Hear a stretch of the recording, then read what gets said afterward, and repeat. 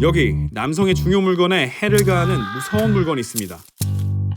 우리가 매일 쓰는 이것, 바로 지퍼입니다. 코미디 영화에서나 나올 법한 상황 아니냐고요? 놀랍게도 미국에선 8년간 최소 17,616명이 지퍼에 생식기가 끼는 사고로 응급실에 실려갔습니다. 이런 소름 돋는 사실 말고도 지퍼엔 우리가 몰랐던 신기한 이야기들이 많은데요. 채널 물건이 파헤쳐볼 오늘의 물건, 지퍼입니다.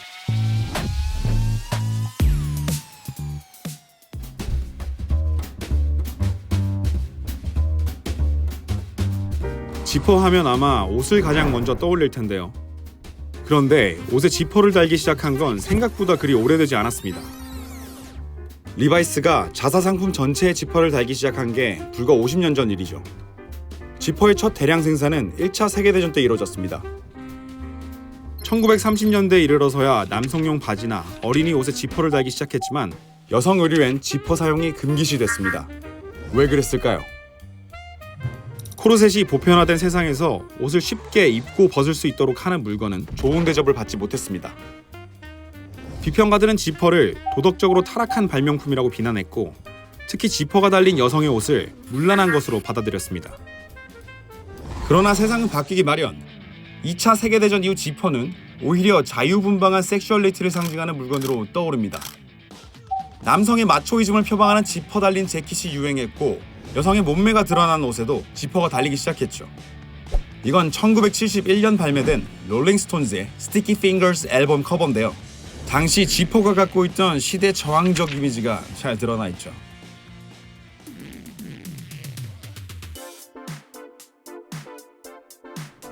지퍼는 아이디어가 처음 나온 후 상용화까지 무려 60년이 넘게 걸린 물건입니다.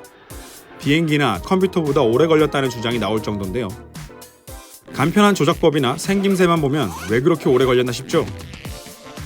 지퍼의 역사엔 항상 세 사람이 거론됩니다.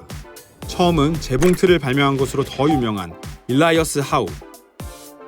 1851년 자동연석 옷 복합장치란 이름으로 특허를 받았죠. 그런데 하우는 발명만 했을 뿐 지퍼로 사업을 하진 않았습니다. 이미 재봉틀로 많은 돈을 벌고 있었기 때문이죠. 묻힐 뻔한 아이디어를 되살린 건 휘트컴 저드슨입니다. 당시엔 단추 달린 부츠가 인기였는데 단추를 채우고 푸는데 너무 오랜 시간이 걸린다는 문제가 있었죠. 저드슨은 걸쇠 잠금 장치, 훗날 Security라는 이름을 붙인 자신의 발명품을 1893년 시카고 만국박람회에 출품합니다. 지퍼가 달린 제품이 세상에 처음 나온 순간입니다.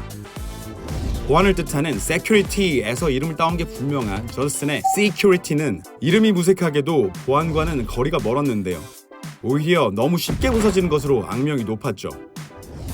마지막 인물 기디언 썬드백은 10년 뒤 시큐리티의 문제를 개선한 플라코를 만들어냅니다. 미국이 지퍼의 날로 기념하고 있는 4월 29일이 바로 이 플라코의 특허 출원일이죠. 이후 후크리스로 이름을 바꾼 기디언의 지퍼가 처음으로 상업적 판매에 성공한 건 1914년. 후크리스 이후 4개를 팔아 $1를 번 것이었죠. 세상을 바꾼 물건 리스트에 항상 오르는 제품 지퍼는 그렇게 첫 아이디어가 나온 지 63년 만에 상업화에 성공하게 됩니다.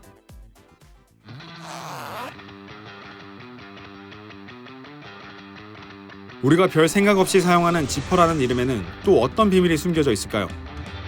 지금은 타이어 회사로 더 유명한 굴리치사는 1921년 자사구두 제품 미스틱에 기디언의 후크리스를 달았는데요.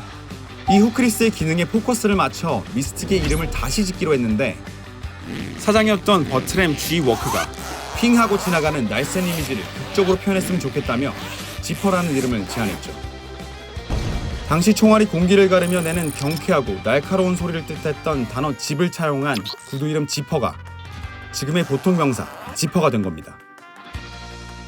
채널 물건, 이번 편에선 지퍼 속에 숨겨진 재미있는 이야기를 열어봤습니다. 채널 물건의 구독, 좋아요는 물건을 탐구하고 이를 통해 사람과 사회를 좀 더 잘 이해하는 데 도움이 됩니다.